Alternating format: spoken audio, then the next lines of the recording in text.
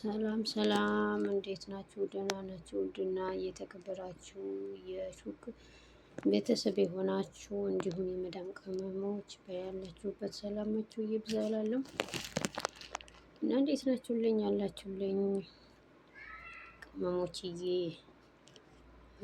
አንዷ ጉናት የመዳም ቅመም ሳይሆን የመዳም አህያ ነኝ ብላ ቪዲዮ አይቼ ቲክቶክ ላይ እውነቷን ነው። አንዳንዴ እውነቷን ነው እላለሁ። እና ሲቀጥል የዛሬ ርዕሳችን የሚሆነው ታይም ማኔጅመንት ወይም የጊዜ አጠቃቀም ማለት ነው። እስኪ አንዳንዴ እንግሊዝኛ የምንቀላቅልበት በዛው እንለማመዳለን ማለት ነው።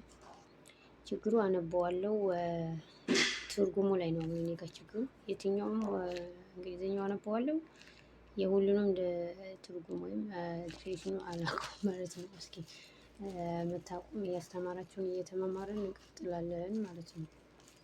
ጊዜ እንዴት ያሳልፋሉ? ጊዜ እንዴት ነው የምታሳልፉት? ጊዜው እንዴት ያሳልፋሉ?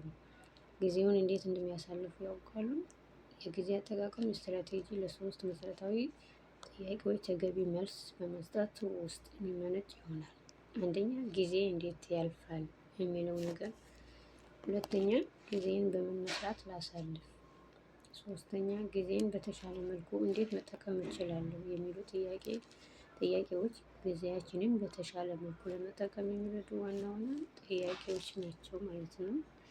እሺ ምን እንደሆነ እናያለን። እና ለምን የጊዜ አጠቃቀም ዘዴ አስፈለገን? ለምን የጊዜ አጠቃቀም ዘዴ አስፈለገ? አንድ ሰው ግላዊና ሙያዊ ግቦችን ለማሳካት የተሰጠውን ጊዜ በአግባቡ መጠቀም አለበት። የሚፈልገውን የኑሮ ደረጃ ለመድረስ እና ለእቅዶቻችን መሳካት የጊዜ አጠቃቀማችን ሁኔታ ከፍተኛ አስተዋጽኦ ይኖረዋል።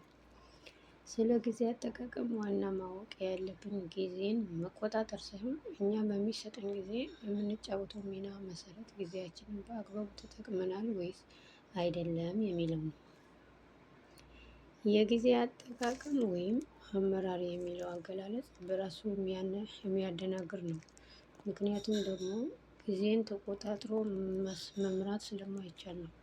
በእርግጥ ለምንሰራቸው ማናቸውም ስራዎች ተጨማሪ ጊዜ ለማግኘት ምኞት ሊኖረን ይችላል ይሆናል። ነገር ግን በየቀኑ ያለን ጊዜ 24 ሰዓት 1440 ደቂቃዎች ወይም 86400 ሴኮንዶች ብቻ ነው። ጊዜያችንን በአግባቡ ተጠቅመን የፈለግነው ዓላማ ለማሳካት ባለን ክህሎት ወይም እውቀት ላይ ተመስርተን ይህን ጊዜያችንን እንዴት መጠቀም እንዳለብን ማወቅ ያስፈልጋል። ልክ እንደ ገንዘብ ጊዜም ዋጋ ያለው እና ውስን ነገር ነው እላችኋለሁ። ቀጣይ ፓርት እናያለን። እሺ ጊዜ አባካኝ ነገሮች መቆጣጠር። ጊዜ አባካኝ ነገሮች መቆጣጠር።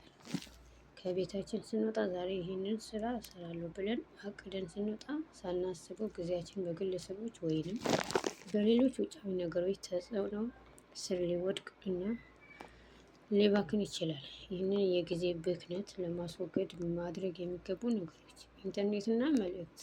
ኢሜል መጀመሪያ የደረሰው መልእክት አስፈላጊ ከሆነ መልስ መስጠት እና መልስ ሳይሰጡ እንዲጠራቀም አለማድረግ። አላስፈላጊ የግሩፕ ቻት ቻናሎች በስራ ሰዓት አለመክፈት። ኖቲፊኬሽን እና ሜሴጅ ፊት ለፊት ላይ እንዲታይ አለማድረግ። አስፈላጊ ሆኖ ካልተገኘ ኢንተርኔት ከፍቶ አለመተው። ኢሜል ብቻ ለመጠቀም ከፈለጉ ከሴቲንግ ውስጥ ባክግራውንድ ሪስትሪክት ላይ ማስቀመጥ። ፌስቡክ እና ሌሎችም ሶሻል ሚዲያ ስራ ቦታ ላይ የመጠቀም ልምድ አለማድረግ። ከተቻለ ሙሉ በሙሉ መተው። ፌስቡክ ላይ ፎቶ መመልከት ስንጀምር ለማቆም ያቅተናል።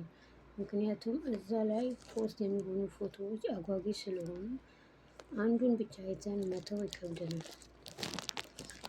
ስልክ የድምጽ መልእክት መጠቀምና የምንፈልገው ብቻ መግለጽ። ትንሽና ፍሬ ሀሳቡን አውጥቶ ቶሎ ለመጨረስ መሞከር። ስልክ በምናናግር ጊዜ ከወንበራችን ተነስተን ማውራት። አውርተን ስልኩን ስንዘጋ ወዲያው አስፈላጊ እርምጃ ለመውሰድ ይሞክሩ።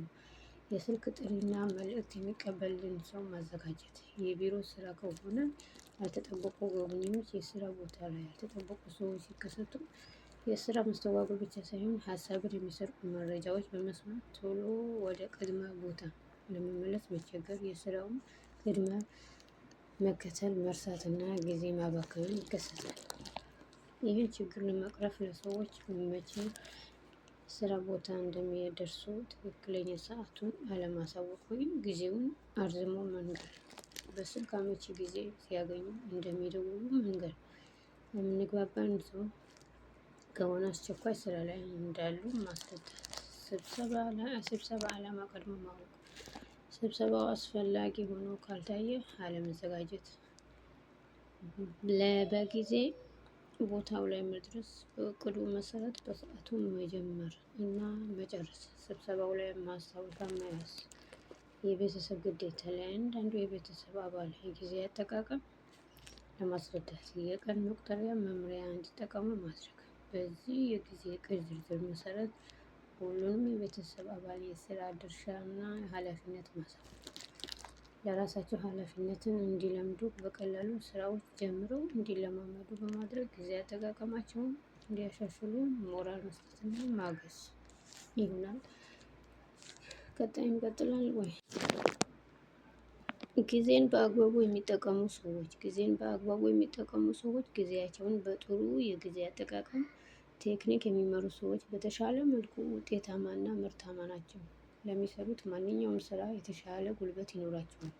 የሚያጋጥማቸው የድብር ስሜት ዝቅተኛ ይሆናል። የፈለጉትን ሁሉ በአግባቡ ማድረግ ይችላሉ። ብዙ ስራዎችን በተገቢ ሁኔታ ይፈጽማሉ። ለሌሎች ያላቸው ግምት አብዛኛው ጊዜ አዎንታዊ ላይ የተመሰረተና ስለራሳቸው መልካም ስሜት ይኖራቸዋል። ለውጤታማነታችን እጅግ በጣም አስፈላጊ የሆነው የጊዜ አጠቃቀም ስትራቴጂዎች መጠቀም በራሳችን ሁኔታ፣ በራሳችን ተነሳሽነት፣ በችሎታችን እና በስነ ምግባራችን ሁኔታ ደረጃ ላይ የተመሰረተ ይሆናል። የጊዜ አጠቃቀም ስትራቴጂዎችን ተግባራዊ በማድረግ የጊዜ አጠቃቀማችን በተሻለ መልኩ ውጤታማ ማድረግ እንችላለን ማለት ነው። ሌላው ደግሞ አመቺ ጊዜ መፍጠር ስንል በተገቢ ሁኔታ ለጊዜ መርሃ ግብር ማዘጋጀትና ምቹ ጊዜን ማመቻቸት። ስራ የሚበዛባቸው ሰዎች መስራት ስለሚፈልጉት ስራ ጊዜ ማግኘት ይፈልጋሉ። በዚህም አስፈላጊ ስሜት ይኖራቸዋል።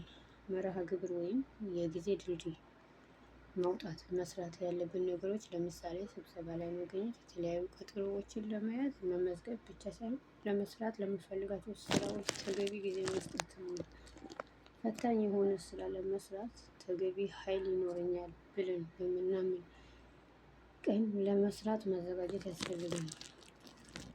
ቅድሚያ መስጠት ለሚያስፈልግ ስራ ተገቢውን ጊዜ በመያዝ ከዚህ የሚያደናቅፍ ማንኛውም ነገር ማስወገድ ይኖርብናል።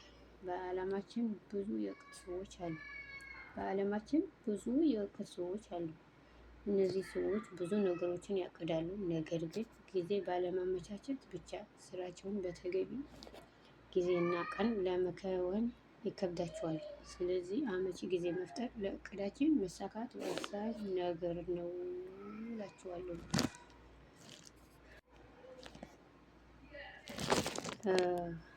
ቀጣይ ነው የሚሆነው በአንዴ ብዙ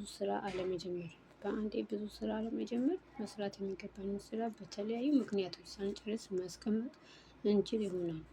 ስራዎች በተቻለ መጠን አንዱን ጨርሰን ወደ አንዱ መሸጋገር የምንችልበት ዘዴ በመፍጠር የስራ አሰልቺነት እና ፍላጎት ማጣትን በመቀነስ ንቁ ሆኖ በእቅዳችን መሰረት መጨረስ ጊዜ ቆጣቢና ውጤታማ ያደርገናል ማለት ነው። ይህን ለማድረግ መጀመሪያ አመቺ ጊዜን ማግኘት እና ለስራው አስፈላጊ የሆኑ ግብአቶችን በማስታወሻ ደብተር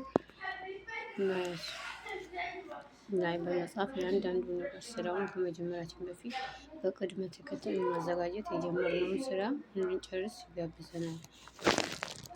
አንዱን ስራ ከጨረስን በኋላ ቀጥሎ የምንሰራው ስራ ከመጀመራችን በፊት እንደ ማንጠራራት፣ ውሃ መጠጣት፣ ሽንት ቤት ገብቶ መመለስና ጥቂት እረፍት ማድረግ ለአእምሯችን ንቃት አስፈላጊ ነው። እንደው ያሳቀኝ እኮ ሽንት ቤት ምናምን የሚለውን ሴቶች ጉድ እኮ ነው።